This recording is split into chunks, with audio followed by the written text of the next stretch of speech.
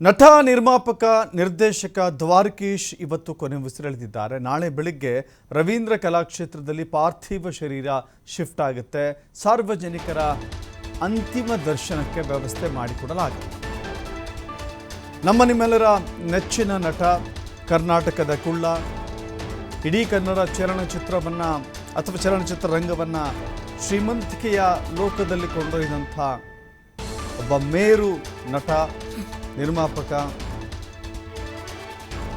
ದ್ವಾರಕೀಶ್ ಅವರ ಅಂತ್ಯಕ್ರಿಯೆ ನಾಳೆ ನಡೆಯುತ್ತೆ. ನಾಳೆ ಬೆಂಗಳೂರಿನಲ್ಲಿಯೇ ಅಂತ್ಯಕ್ರಿಯೆ ನಡೆಸಲಿಕ್ಕೆ ಕುಟುಂಬಸ್ಥರು ನಿರ್ಧಾರ ಮಾಡಿದ್ದಾರೆ.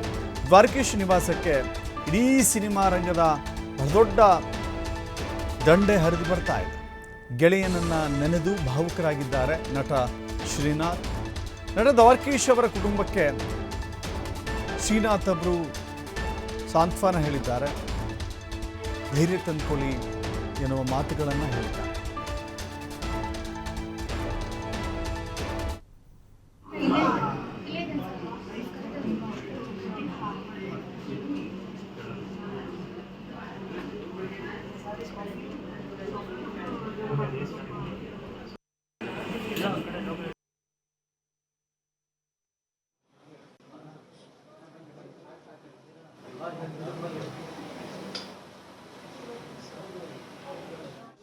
ಒಂದು ದೊಡ್ಡ ಕೊಂಡಿ, ಕನ್ನಡ ಚಿತ್ರರಂಗದ ಹಿರಿಯ.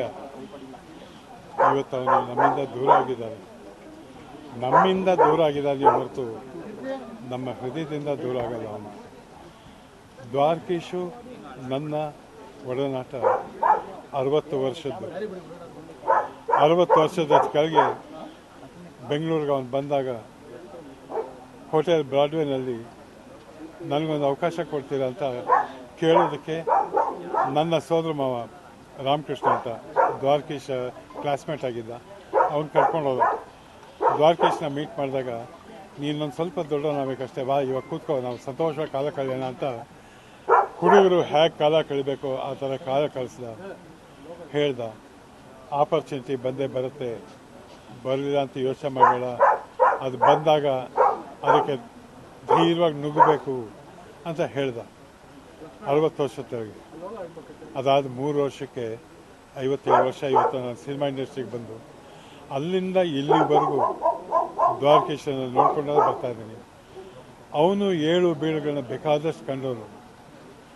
ನಾನು ಬಿದ್ದಾಗ ನನ್ನ ಕೈ ಕೊಟ್ಟು ಎತ್ತಿದವನು, ಅವನು ಬಿದ್ದಾಗ ನನಗೊಂಚೂರು ಕೈ ಕೊಡಲ್ವಾ ಅಂತ ಕೈ ಎತ್ತಿಸ್ಕೊತಿದ್ದವನು.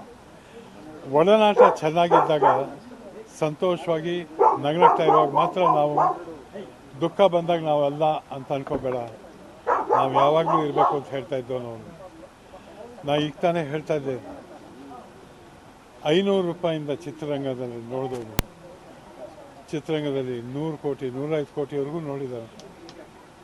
ಆ 500 ರೂಪಾಯಿಂದ 105 ಕೋಟಿ ಬೆಳೆಯೋವರೆಗೂ ಆ ಬೆಳೆದಿದ್ದು ಹೇಗೆ ಅಂತ ಅವನು ನೋಡಿದ್ದಾನೆ.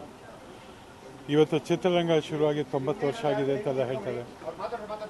90 ವರ್ಷದಲ್ಲಿ 60 ವರ್ಷ ದ್ವಾರಕೀಶ್ ಪಾಲು ಇದೆ.